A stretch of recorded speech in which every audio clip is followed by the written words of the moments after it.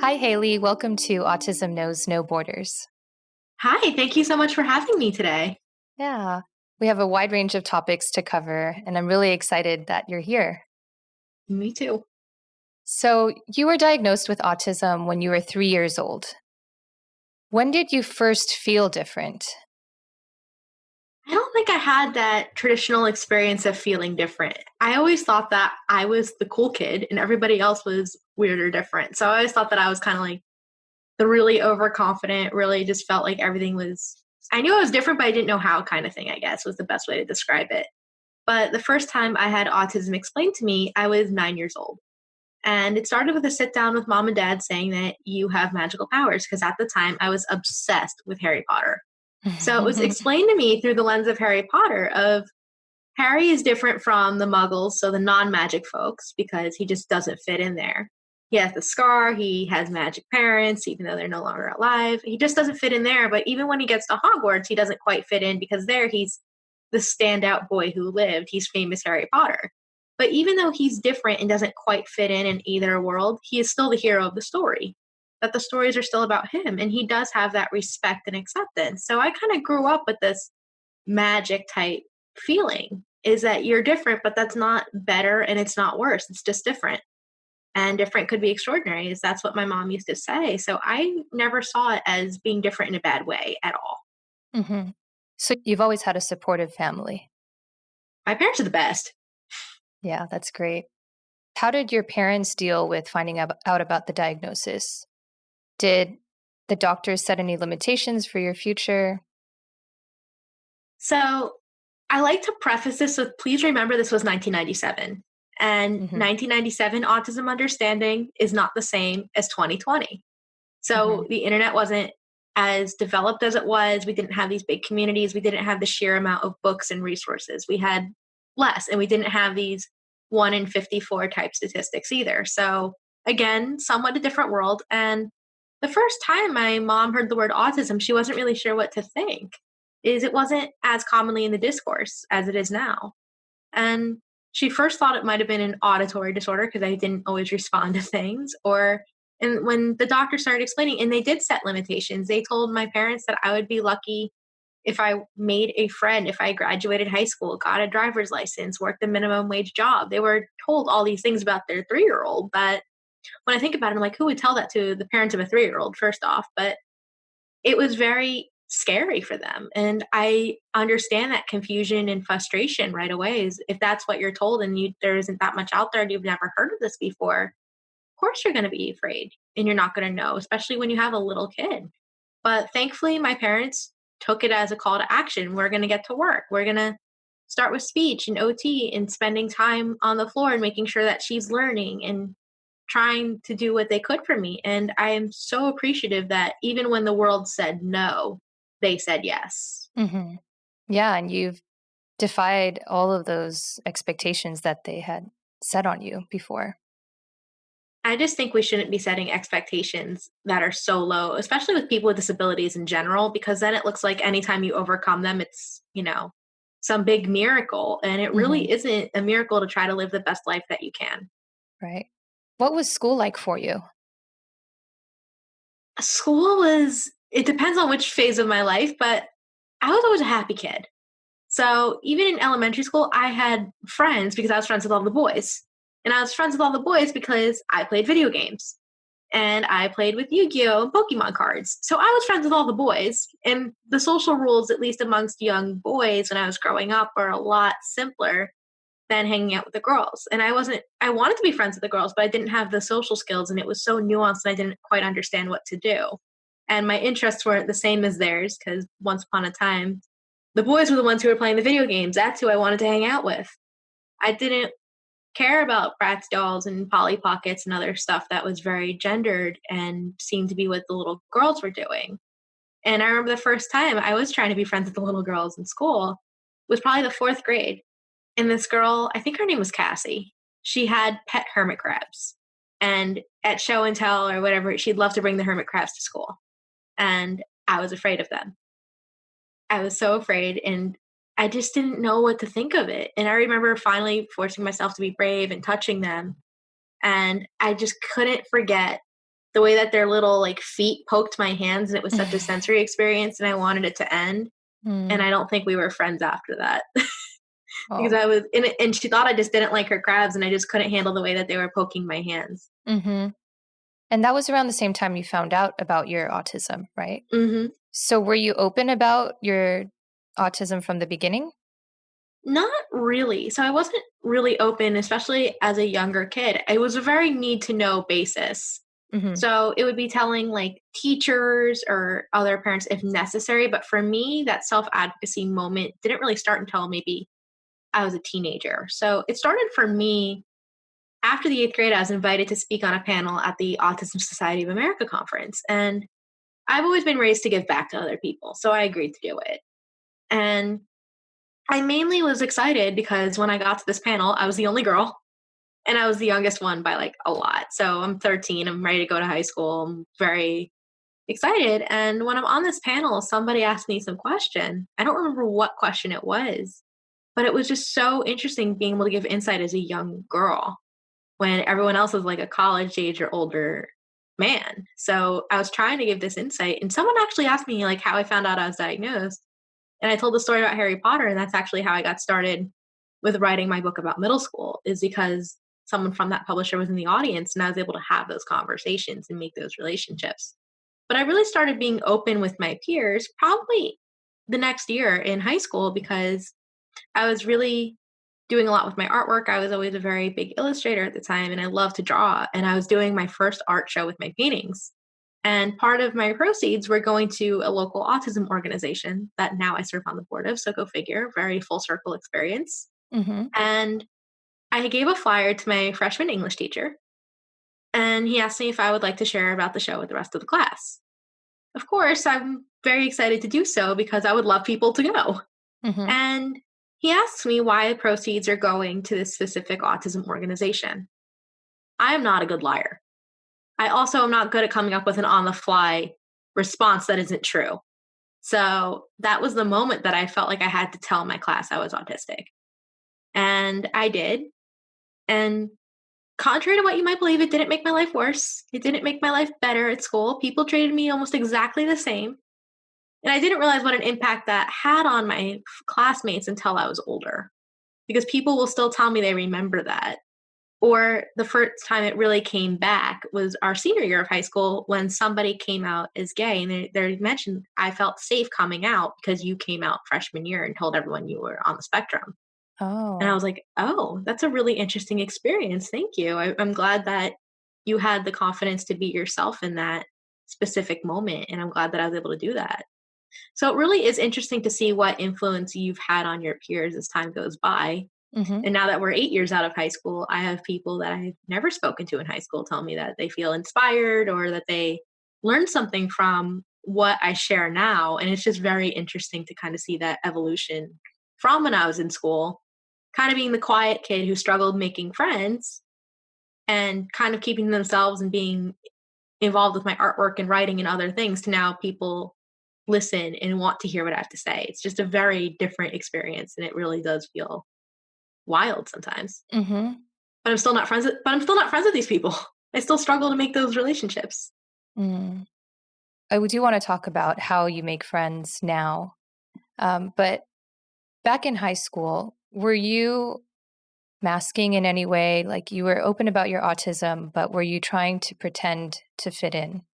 I wanted to be accepted just like anyone else. And I think high school is one of those weird times that you want to be yourself and you think people are going to be accepting, but it's still very clicky. It's still very complicated with the social rules. Mhm. So I did find myself masking, but I didn't know how else to think of it. I would think of it kind of as like being a social secret agent, just wanting to know it was cool and to fit in.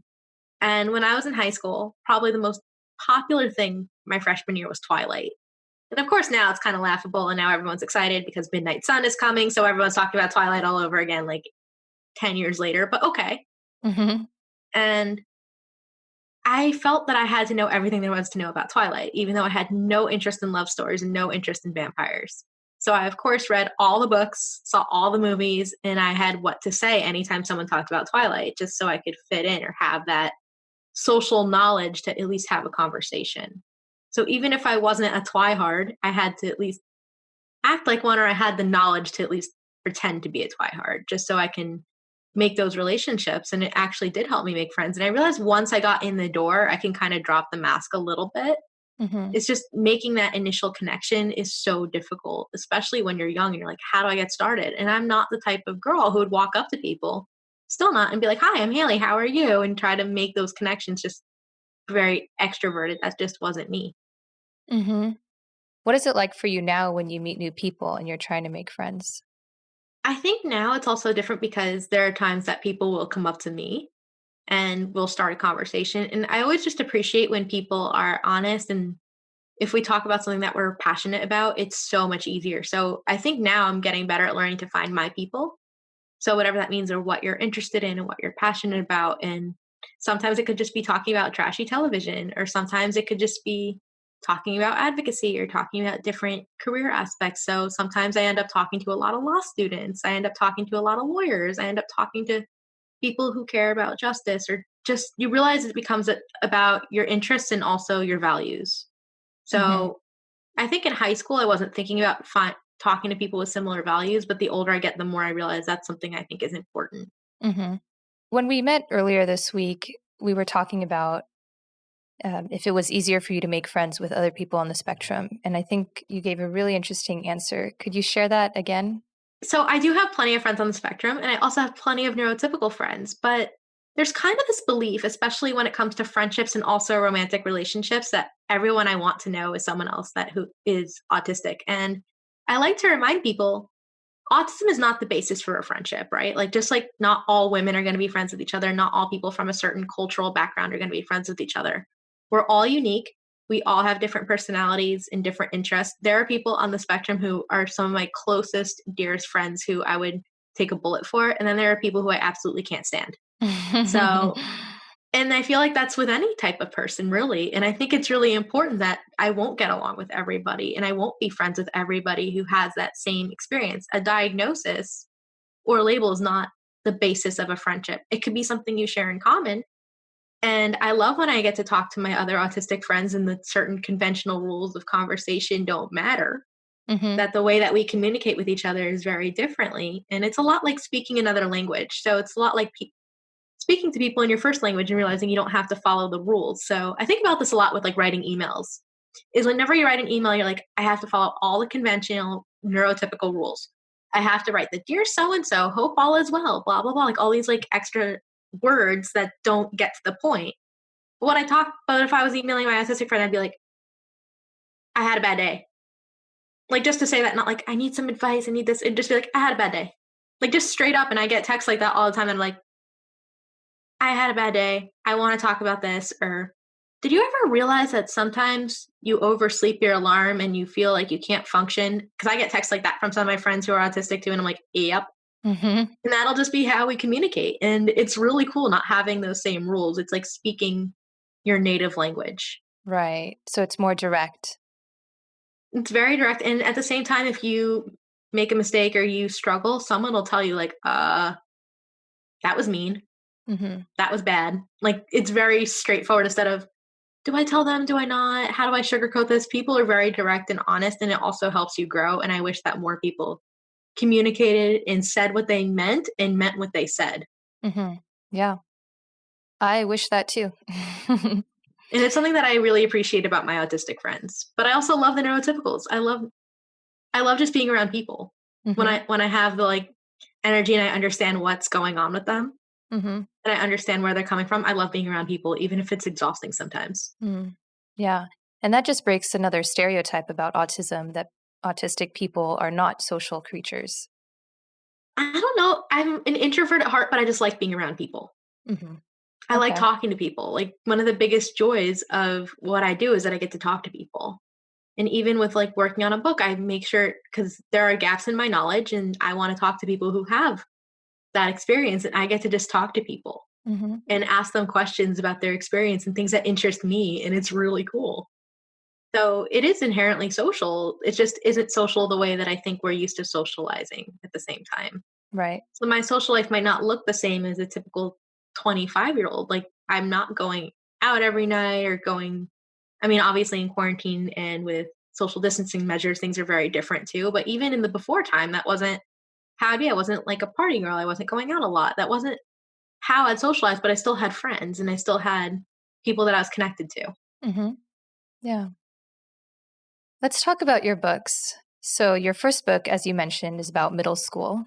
It's titled Middle School: The Stuff Nobody Tells You About. And I love that you cover so many different topics, from how to navigate friendships to how to use a locker and also how to deal with your body changing. Mhm. So, what inspired you to write the book? So I'm from the belief that middle school is everybody's collective awkward phase. So Hmm. nobody quite knows what they're doing and everything is changing. And I went to 3 schools in 3 years, mostly because I was struggling. It wasn't struggling, I was bored academically. Like I was struggling to feel challenged. I wanted to keep growing and I couldn't find the right place. So having 3 very different experiences, I kind of felt like I was the expert on middle school at the time. And I got asked a lot about being an adolescent young girl, especially when I was at ASA that year. And it kind of just came about as I would love to be able to help someone else because I went through a lot in those 3 years. And if something I went through can make someone else's life a little bit better or they can learn something from it, then I'm happy to do that. I want to give back. If one thing I write in here helps somebody, then it was all worth it. And I can say that I got to do that. And it's genuinely why I love what I do overall is that I feel like I'm able to at least help somebody out every day. Hmm. Yeah. And it helps them feel that they're not alone in their struggles, too. Mhm. I also want to mention that your artwork is included in the book, too. How would you describe your style?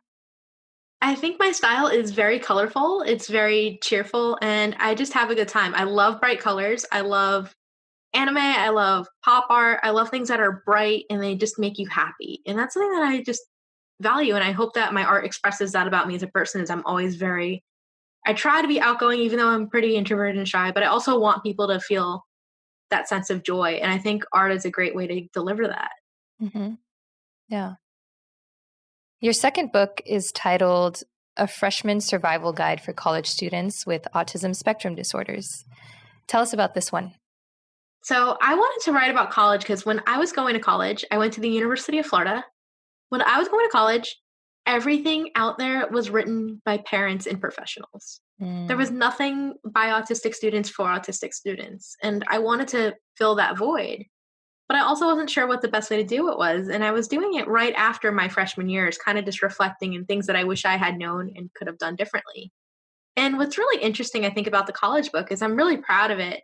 And I reflect back a lot on work that I've done over the last 10 years or so. And I see how much my views and how much my perspective has changed and evolved over time. Is I probably wouldn't always give the exact same advice that I would have given at 18 or 19 that I would at 25.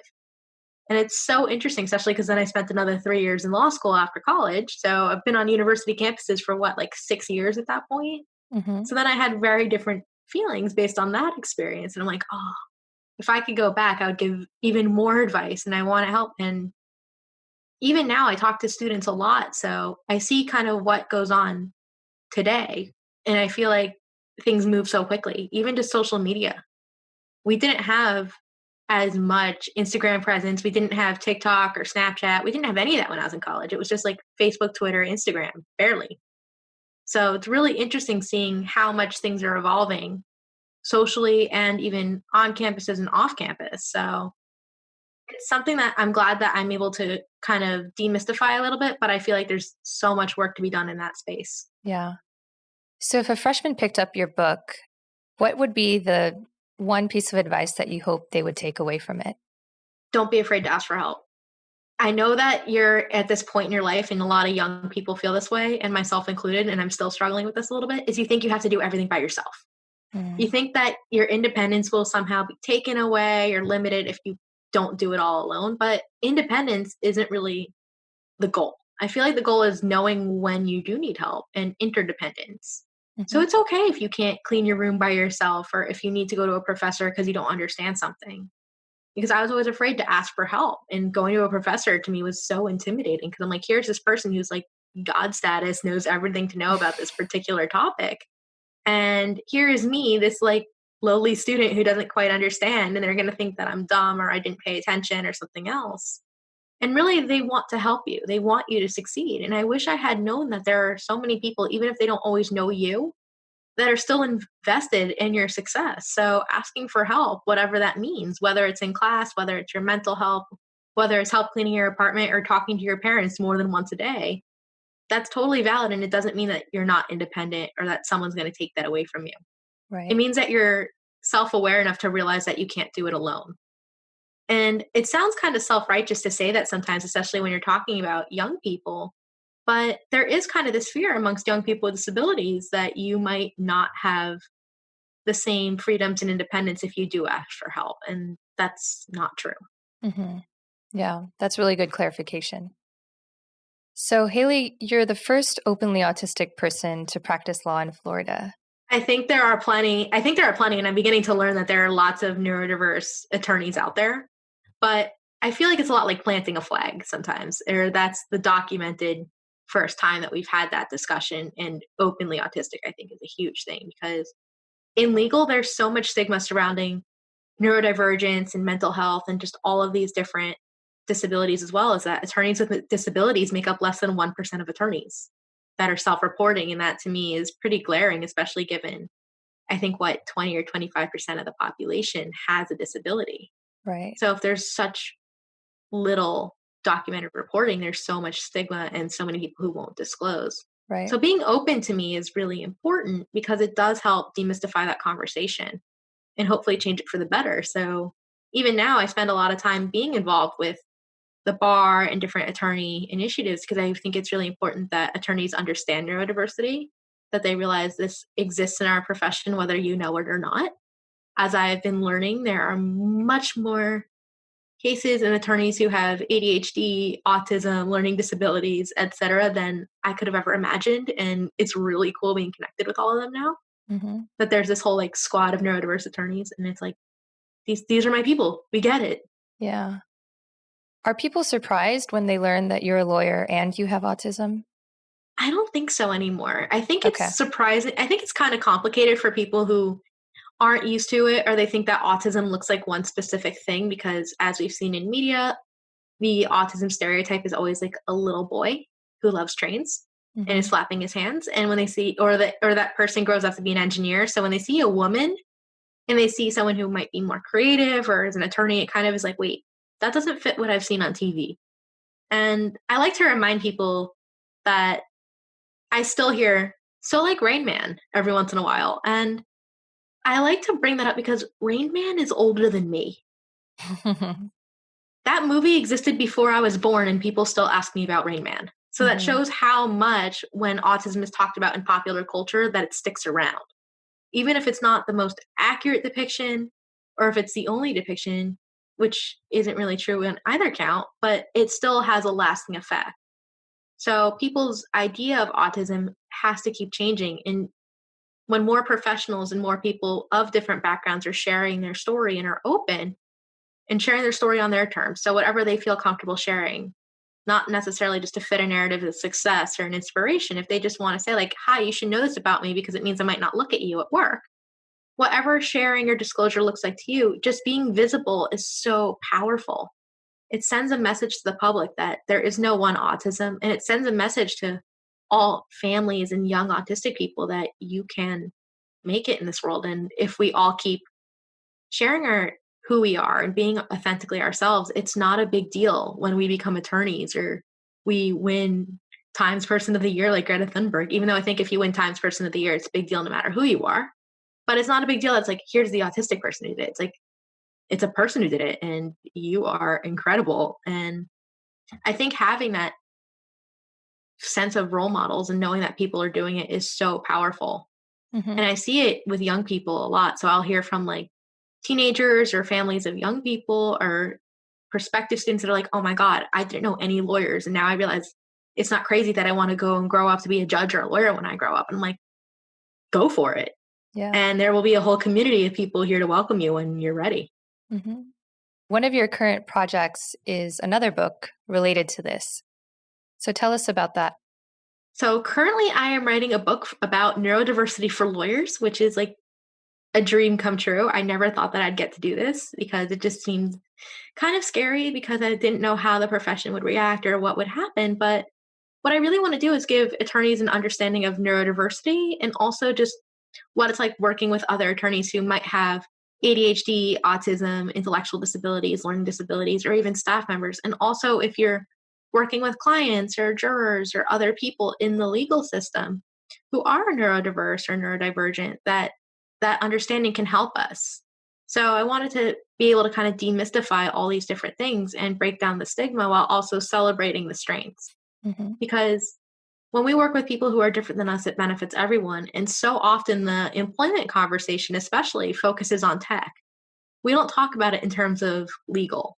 Hmm. And law firm diversity is not very reflective of disability. Again, it's less than 1% at both the partner and the associate levels in firms. It's kind of abysmal. And there's all this fear about like the ADA and accommodation and what does that look like? And how do we make sure that we aren't shutting out disabled attorneys? And especially with autistic people, we have a high unemployment rate to begin with. How do we make sure that not only are we recruiting, but we're retaining and we're training and we're mentoring people who are different than us? So I really think that an understanding of neurodiversity for lawyers will help them be able to solve more client problems, be able to have more minds and more creativity within the profession, and also that we're able to better serve the public because that's what we do. We are supposed to give access to justice no matter who you are. And if we understand what it's like working with all kinds of minds and that there are different types of neurology within the human experience and working with that, we could do so much better. Yeah. Can you talk a little bit about your own strengths as an autistic person and how that helps you with your career? So I'm not a human supercomputer, which is kind of something that I feel like I have to clarify every once in a while because people assume you might be. But I think for me, I always see things very differently. And my dad explained this really well is that most people see things on like the X and Y planes or axes, and sometimes you see the Z. So you see that like extra pattern, you recognize that extra thing that someone else might not have noticed. And I saw that for the first time in law practice very early when I was asked to research something. I'm like, but there's this whole other consideration that you didn't bring up. And he was like, the person I was working for was like, yeah, okay. And then I researched what I was thinking as well as what I was asked to do. And I gave this really thorough report. And it turns out what I was thinking was exactly the argument that was needed. Hmm. And I remember getting back from vacation and the attorney I was working for was like, we won that motion based on the what you ended up researching. And I was like, you have to see things differently or you have to think about it outside of the box. Nice. So I think outside of the box thinking and looking at things from a different perspective is really, really valuable. Hmm. It's something that I know has helped me professionally. And I think personally, having a disability or even seeing things differently, you're able to empathize with people more and empathize and understand what they're going through. Is that you are more attuned to injustice and you want to be able to help. And sometimes I've realized this, especially as I'm working on the book, is people inherently trust someone who's been through something similar and that has that understanding. So whenever I do talk to people who might have struggled with mental health or they also are neurodivergent but never really talked about it, people are very open to talk about it with someone who they think gets it. I've had that experience with journalists whenever I would interview for a story and the journalist had another disability or was autistic. I know we would have an instant, I know you're here to do the right thing by our community, that you have skin in the game. This is personal. This isn't just an objective, you're telling the story for the neurotypical able bodied people. You're telling the story in a way that matters to you and that matters to me and that matters to everybody.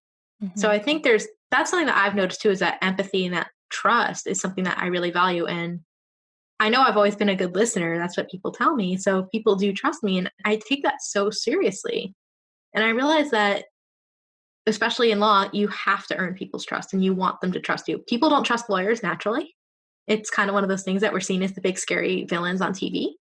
So when people trust you, it's something that I cherish. And I'm really glad that my experiences make people feel that they can open up Hmm. and that I'm not going to judge them either.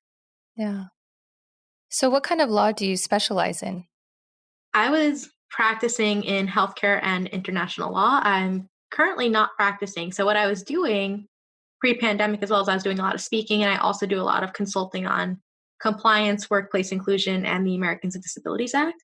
So that way, companies and businesses feel empowered to hire people with disabilities and autism and feel equipped to be able to not just get people in the door, but also keep them in the companies and in the businesses and compliant and again, it's just a celebration. Yeah. What does inclusion mean to you? Inclusion to me means that everybody has a seat at the table and is part of that conversation. So, inclusion, I think, is one of these things that kind of comes across as a big buzzword now because everyone's like, yeah, we need to have more people, but having us isn't just enough. We need to be active. Inclusion is not just a thing you do, it's something that you practice, it's something that you actively have to be involved in. So, it's making sure that you are taking into account different perspectives, making sure that things are equal, that there is equal opportunity, that everybody's voice is respected, accepted, and heard. Hmm. So I think it's a lot more nuanced and it's something that we have to continue to strive for. Yeah. Can you talk about how disabled women can be multiply excluded from the conversation?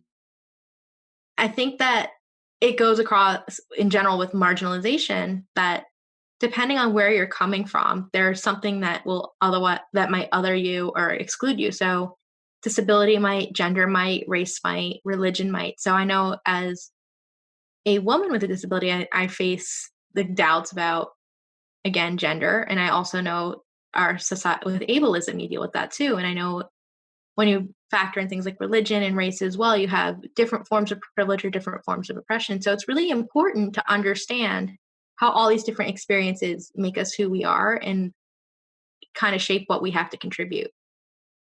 Hmm. Yeah. And you mentioned when we met earlier this week that autism is a boys' club. Could you elaborate more on that?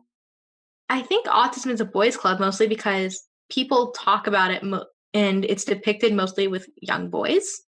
We have this very gendered expectation of autism. Women are diagnosed later, if at all, or we get diagnosed with everything else but autism. And I think that people expect one version of autism, and it's not always inclusive of women or gender nonconforming folks, so not men. So I think it's a really interesting conversation. And even just when we talk about other women's issues in relation to autism, so when we talk about healthcare or even in the middle school book when I talk about puberty, these are things that we need to talk about. And even that disabled women are at risk of sexual assault, all these different things are part of the experience that need to be brought to the table. And talking about autism just through the male lens is completely exclusive of a lot of different perspectives and issues in our community. Yeah.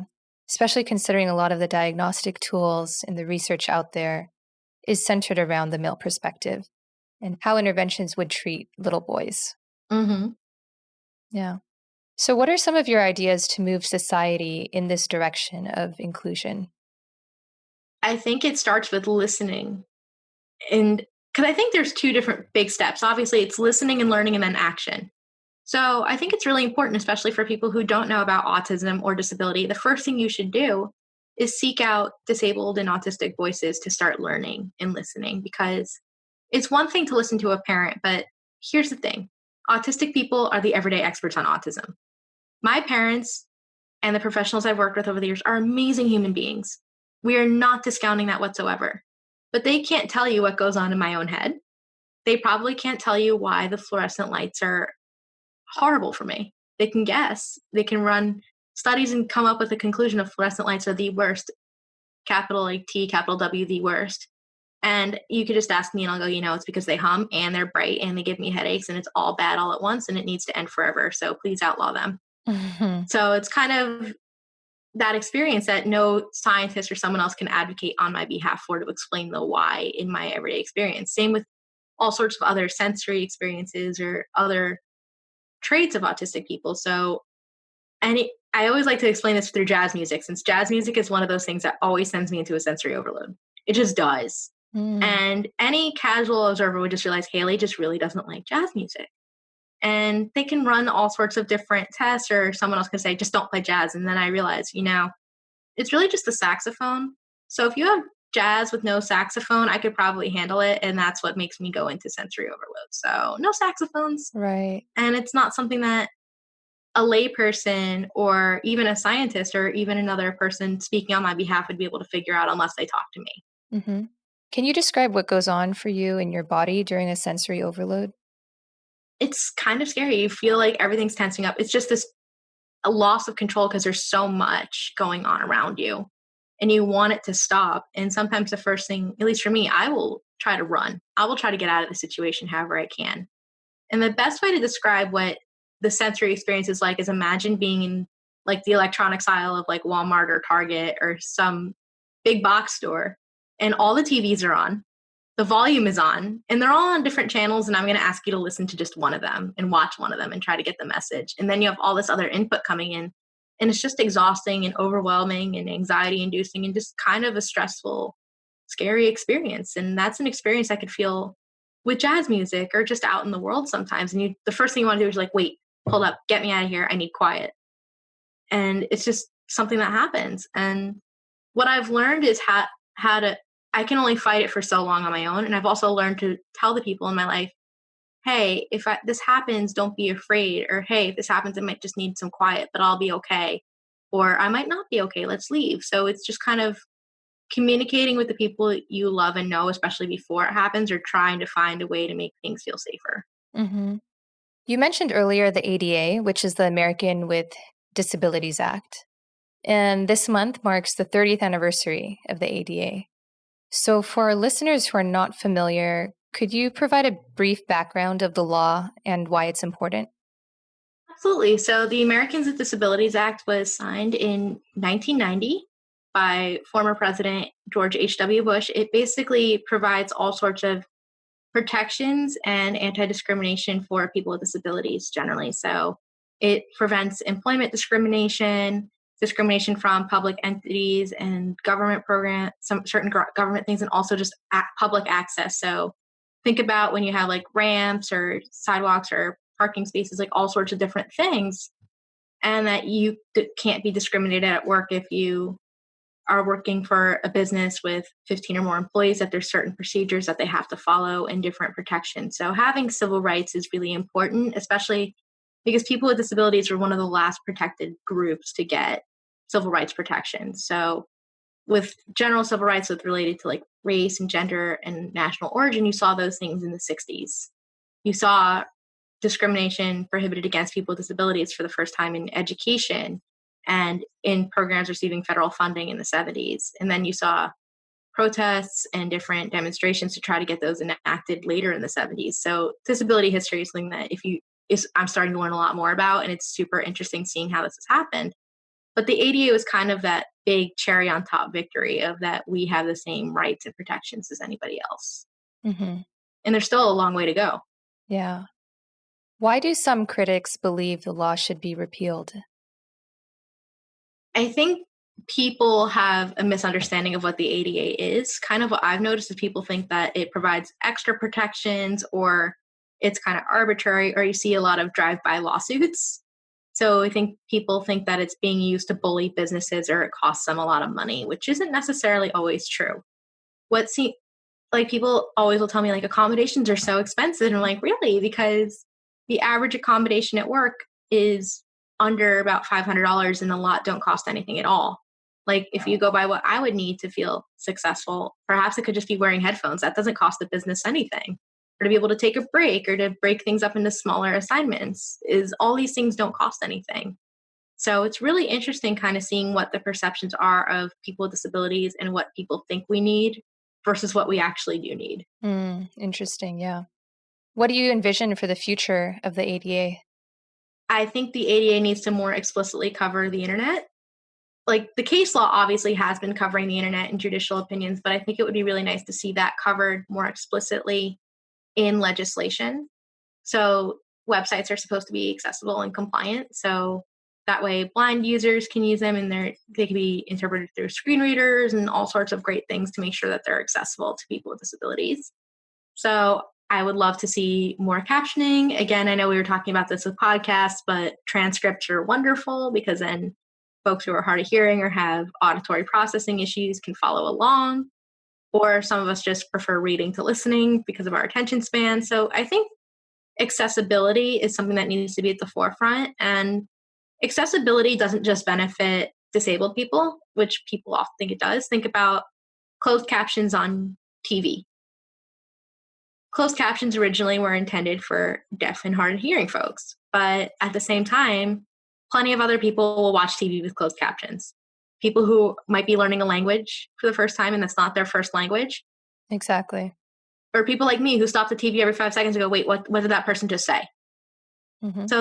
So a lot of accessibility things end up benefiting as many people as possible. And even just how our sidewalks are designed is they were designed for wheelchairs, but they end up being easier on cars and people walking. There's so much about accessibility that generally benefits everyone. And I'd like to see that more of a priority and Hmm. more of a standard than kind of an afterthought. Yeah. Could you explain what the neurodiversity movement is? So neurodiversity is this under recognition that there are different types of brains and neurotypes in society. So it's kind of this biological fact of life. But the neurodiversity movement is that people who do have different brains and all kinds of minds are to be accepted and respected. So you do have neurodivergence, so people whose brains aren't necessarily typical, people who might have ADHD, people who are autistic, intellectual disabilities, learning disabilities, certain mental health conditions, et cetera, et cetera. So it's just really understanding and being aware and also just accepting. So I think that's kind of the main goal is again making sure that autistic people and disabled people of all types are included and respected and part of society, not having to deal with the same stigmas and stereotypes that we've been dealing with for a long time. Ableism is exhausting. Yeah, I do It definitely want to talk about ableism too. comes in a lot of different forms. Yeah. But first, with the neurodiversity movement, how do you think social media is being used positively and negatively? I think positively, people are more connected and people are able to get educated quickly. Negatively, I think that people are very quick to judge and they're very quick to criticize something they don't understand, or people will say, you are using the wrong word, therefore you are wrong. And sometimes I think it's really important, especially not to be too judgmental online because people are going through their own learning process. Again, with inclusion, it's about learning, listening, and then action. So people might still be in a listening or learning phase, and you're expecting them to take action by using the correct terminology, making sure that every I is dotted and every T is crossed. But honestly, a lot of us are always going to be listening and learning. And we're going to take actions that might not always be correct. Advocacy and activism is a messy, beautiful journey for everybody. I read things that I wrote when I was a teenager. I read things that I wrote when I was in college. And like we were talking about, I don't always agree with everything that I thought. And I know that there are words that I've used that I won't use now. I don't describe myself as high functioning anymore. Like I used to when I was younger because that's what I knew. And Hmm. that's what other people taught me. And then I'm like, wait, this is really bad because it excludes a lot of other people. And it also minimizes the fact that there are things that are really hard for me. This isn't helping anybody. Hmm. So I think you realize that your attitudes and perceptions continue to evolve, and that's a beautiful thing. And I think the internet has a way of reminding you that where you came from, and it's not always a good thing when they do that. Mm. So instead of celebrating the fact that you have obviously learned, sometimes they will harp on that mistake indefinitely. Right. Yeah, there's also just a huge energy in the air right now with cancel culture. hmm I think it's bad when people double down and defend their mistakes. Like, I understand, and do you say, like, I was young, I didn't know better, but then they go, but I still believe that. Hmm. And there's nothing wrong with the fact they did that. It's like, well, there is. It's just you have to acknowledge it and move on, and then do something and do things continuously that show that's not where you're coming from, and that's not that you've grown. Yeah. So I think cancel culture probably has its place, but I think there's also so much we could do to extend the olive branch. Go, it's okay. We all mess up. We've all done stuff. It's just how we handle the fact we make a mistake, not the fact that we made one. Nobody is perfect. Right. Yeah. I think there just needs to be more of an acceptance for growth and learning, like you're And giving saying. people the opportunity to grow Hmm. instead of just say you did it wrong, therefore you're done. Is okay unless it's a repeated problem of this person is making these mistakes and they're just not listening. They don't care. I think that's very different than I made a mistake. What do I do to do better? Like, I'm sorry I did this. How can I rectify this and move forward Yeah. and do the right thing? Hmm. So, on the topic of ableism, you wrote an article in Teen Vogue last summer about how benevolent ableism can be a form of bullying.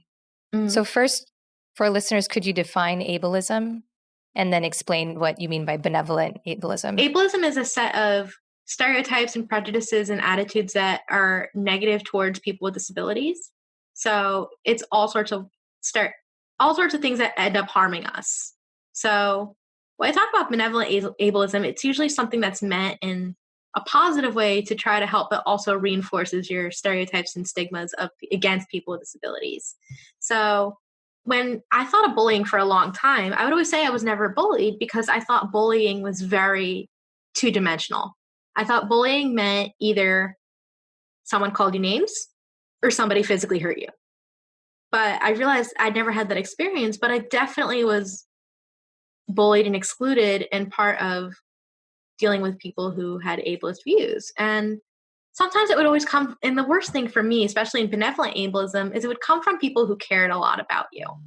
So it always came from like a friend, but you would be the one friend in the group that wasn't invited to the party.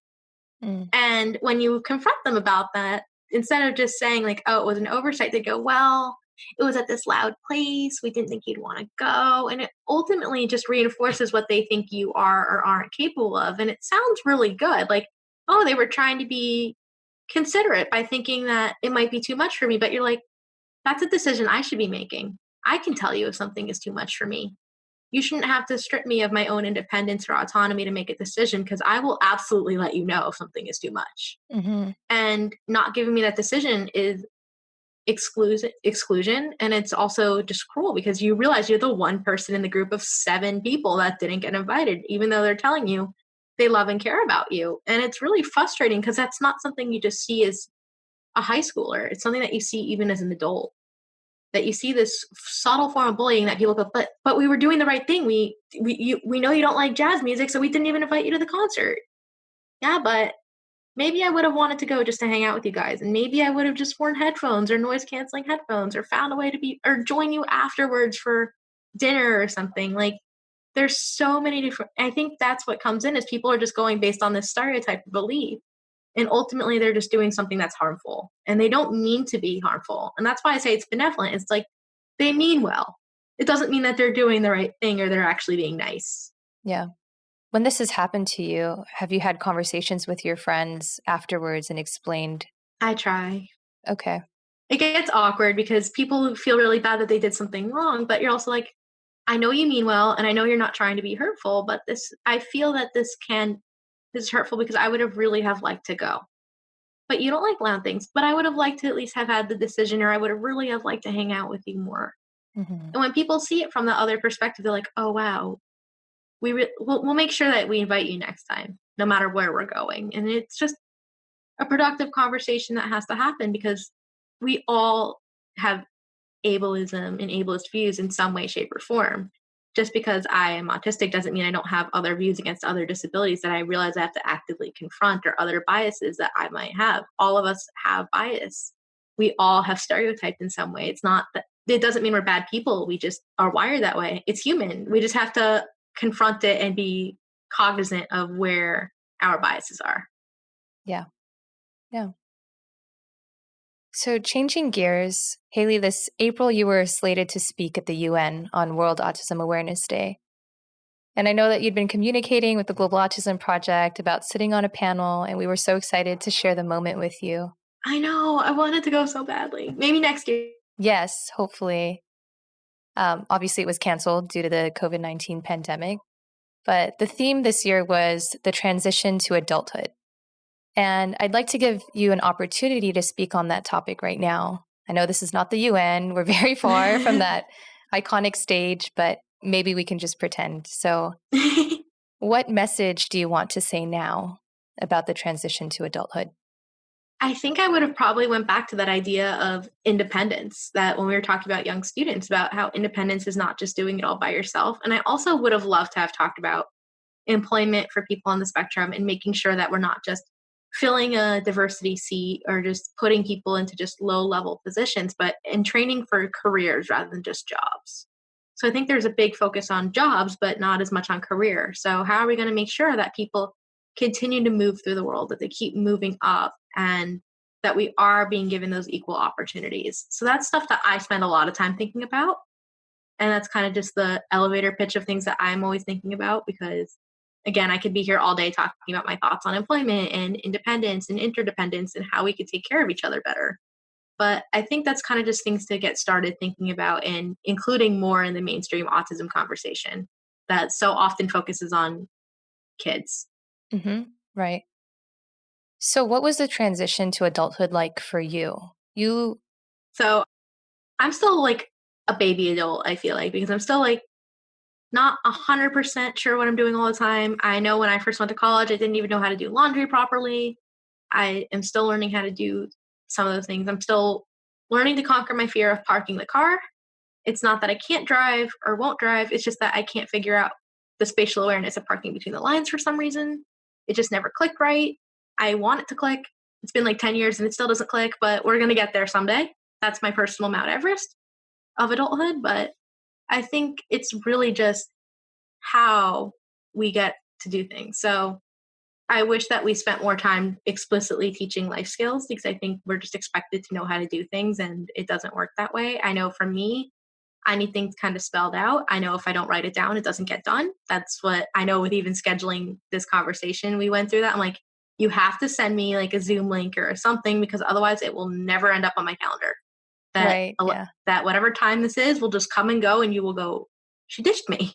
And it's not that I wanted to ditch you or just didn't care. It's just it wasn't on my calendar and it just didn't register hmm because there's only so much I can remember off the top of my head. And I'm usually pretty good at remembering stuff, but when it comes to scheduling and people and different things, then I want it written down because then I can at least keep track of where my day is going. hmm Are you receiving any services now?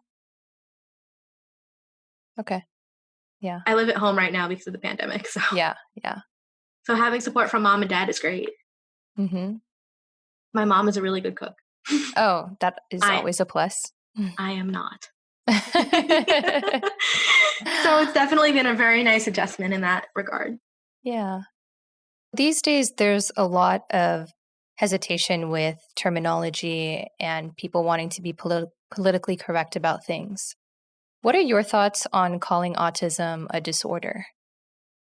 That's a really interesting topic because I feel like I understand where it comes from, but I also don't know if I think of it as disorder because I think disorder is really kind of extra stigmatizing in a way, but I also don't know a better definition. hmm So it's just different. And I think but I feel like calling it a difference just minimizes, especially people who do have more support needs or who have co occurring conditions or also have an intellectual disability. Is it's not just a difference for them. So I feel like this goes into is autism a disability or a difference conversation, and it's like it's everything. So it could be a disorder, it could be a disability, it could be a difference. It really depends on what your attitude is and what affects you the most. So I feel like there's no one answer to that question. Right. I think about it a lot through like the different models of disability. So a lot of people in the autism community are really big on social model. And basically that the environment is more disabling than the disability itself, which in a lot of ways is true. The environment is very disabling for autistic people. But if we had none of those barriers from our friends, our colleagues, our environment, there would still be things that are really hard for us. They're never going to get rid of all the loud noises in the world. They might never get rid of things that make me anxious or make me afraid or that might make it harder to communicate. And then there are things that are very much a disability that are different aspects of life that I would love to see more interventions to help improve quality of life. I would love to have magic bullets to executive functioning. I would love to be able to sleep through the night more often and not have something in my head wake me up or something that I'm thinking of and go, wait, you were supposed to do the thing. You didn't do the thing. So I feel like there's definitely a balance and it goes with all sorts of disability perspectives. Is there's no one right answer. hmm And sometimes every side has something to say that is valid and correct. So Yeah. autism is a disability. It's just both medically and socially that there is different things. Like even before reading, it wasn't as big of a deal if you needed like glasses weren't really think about that. Like even certain things like reading in our society made some people disabled and others not. But before reading, it wasn't always that way. So it's really interesting to kind of take from a disability studies 101 perspective of wait, there is no one correct model to this. hmm That you can have disorder or disability, whatever word you're choosing, and not just through one lens. hmm What are your thoughts on finding a cure for autism, especially for those who may be labeled as severe? I feel in general, I don't think there's going to be this one all be all cure. I think that, again, I support any research that improves quality of life. That's kind of my general thing. Anything that can make life more bearable or more enjoyable or alleviate things that are really difficult. Like, I think it would be great if we spent more time investing in AAC for communication, if we started thinking more out of the box, make sure that even people who do have far more needs than I do or need more full-time support, that we're able to give them that. It doesn't mean that we want them to be neurotypical. It just means that we want to be able to give them the tools to have the best life we can. And I think that's kind of where research needs to go rather than let's make everyone neurotypical. I think it needs to go in this direction of how can we improve quality of life, because we are always going to have neurodivergent people around. We just will. That's fact. So Right. how do we make sure that we're able to make their lives as equitable, fair, and happy as possible? I Hmm. would love to see people I know not have to worry about all sorts of other mental health or even just sleep or gut problems or whatever it might be. I think improving quality of life should always be the priority when it comes to research. Yeah. Well, that's true if you're born and then you have autism. But there's an ethical question of how far do you want to play with eugenics? Like, if a mother was pregnant and maybe there was a pretest to detect autism. I feel weird about the whole thing. So I know a lot about eugenics and history because it's something that I always found interesting, because even just I grew up Jewish. So even hearing about the Holocaust and even how Nazi Germany began experimenting on people with disabilities, and the first systematic murder that they had was people with disabilities through Action T4. And then you think about T4 and you think this is just a horrible Nazi atrocity. And then you look back and you realize they got those ideas from us here in the US. Mm, hmm. That a lot of that eugenics really was an American thing. It's even with Supreme Court decisions going back to the 20s of Buck v. Bell, where Justice Oliver Wendell Holmes famously wrote that 3 generations of imbeciles is enough. Oh, So, interesting. and it never was an overturned decision. It was about forced sterilization. So eugenics is a really complicated topic, Yeah. and even just how we've discriminated and treated people with disabilities throughout history, Hmm. even with ugly laws that wouldn't allow certain people with physical deformities to appear in public and all sorts of different things. When you look at it through a historical lens, Right. you wonder, how is this going to help people? This isn't it's taking it too far, Yeah. especially because there has been such a history of this against people with disabilities for so long.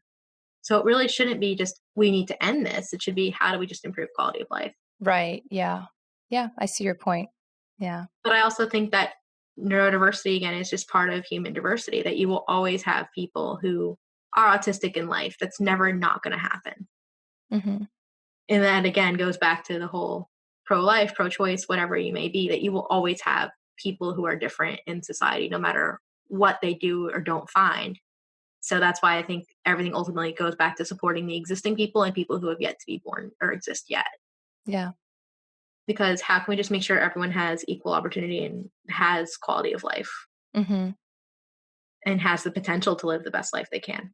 It's just scary to think about the future and what technology will do, or what technology is capable of. And I guess it's up to us and up to legislators at that point to put regulations into place to make sure that, I don't know, it gets a little bit messy. Exactly. Like, Yeah.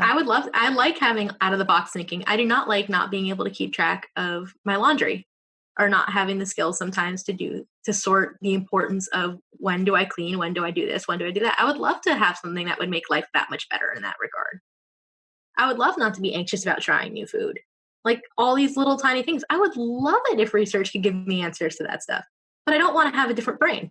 Right. Yeah. I get that. Well, Haley, it's been an absolute pleasure speaking with you today. And I'd like to close with just one last question. Mhm. What advice would you give to other autistic people who may be masking and finding it difficult to fit in? So I think we talked a lot about masking and navigating a world that isn't always designed with you in mind, especially with ableism and all sorts of different things, and even in research. So I think it's really important we talk about these things, number one, and that it's important to be yourself. And I think self-acceptance comes from within. It's a journey. I think it's really important that you do the things that you love. All of us are so talented and so interesting and have so much to offer this world. So whether it's your special interest, no matter what it is, keep doing you. Keep doing what matters to you and feels important and makes you happy. And I think we don't talk about that enough in this community. And I wish we talked more about autistic joy. I wish we talked about how amazing it feels when something so good happens that you have to flap your hands. That we don't talk about how it feels when you discover something new about your special interest, or when you do solve something with the way that your brain thinks and you come up with a solution that is out of the box and other people are like, oh my God. So I think it really is important that we have that conversation beyond too.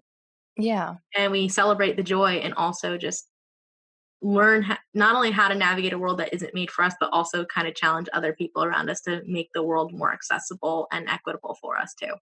That the work shouldn't just have to fall on you. Yeah. Exactly. Love it. Everything is a team effort. It just shouldn't be 95% of the time I'm making the effort for you to give 5% and then tell me you would rather give 3. Right.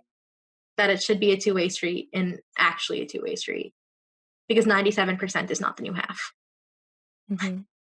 As someone else much smarter than me once said. Well, thank you so much, Haley. You're an inspiration to so many people around you. And I really appreciate your honesty and your authenticity. Thank you. So where can people follow you and learn more about you? So I am a young person who is very online. So I spend a lot of time on social media. You can find me on Facebook, Twitter, and Instagram at Haley Moss Art, or you can find me at haleymoss.net. Perfect. And we'll be sure to post a link to those in our show notes. Perfect. This is such a rich conversation that I think our audience can really benefit from. Mm-hmm. I mean, we have such a wide range of people. We have self-advocates who would hear your story and then be inspired. And Mm-hmm. we also have parents and professionals in the field. And I think just hearing from autistic voices is Mm-hmm. just what we need to be doing. So I really appreciate it. I appreciate it too. So thank you for giving me the platform to talk about things that I find interesting. Thank you. This was a lot of fun. All right. Thanks, Haley. Take care. Thanks for tuning in to Autism Knows No Borders. I want to encourage employers to reflect on some of the questions that Haley raised. For some context, the unemployment rate for Americans with any kind of disability was about 7.3% in 2019. The unemployment rate for college-educated autistic people was as high as 85%, according to statistics from 2016. This number does not include adults who are able to work but have given up looking for employment, also known as discouraged workers. How can we teach more life skills in order to prepare autistic adolescents for adulthood? How can we go beyond simply diversifying the workplace? How can we provide better opportunities for people to pursue careers of interest also outside the field of technology? How do we promote accessibility within the workplace so that differently abled individuals can excel? I would like to finish by highlighting Haley's advice to other people with autism. Know when you need help and don't be afraid to ask for it. By making your voices heard, we can listen, learn, and take action. You've been watching Autism Knows No Borders. If you like this video, please give it a thumbs up and subscribe to our channel. Also, we'd love to hear from you, so let us know what you think in the comments section. Click here to watch another interview from our podcast. You can also find us on your favorite podcast app. Tune in each week for engaging conversations of how people across the globe are inspiring change and building community. Thanks for watching. Take care.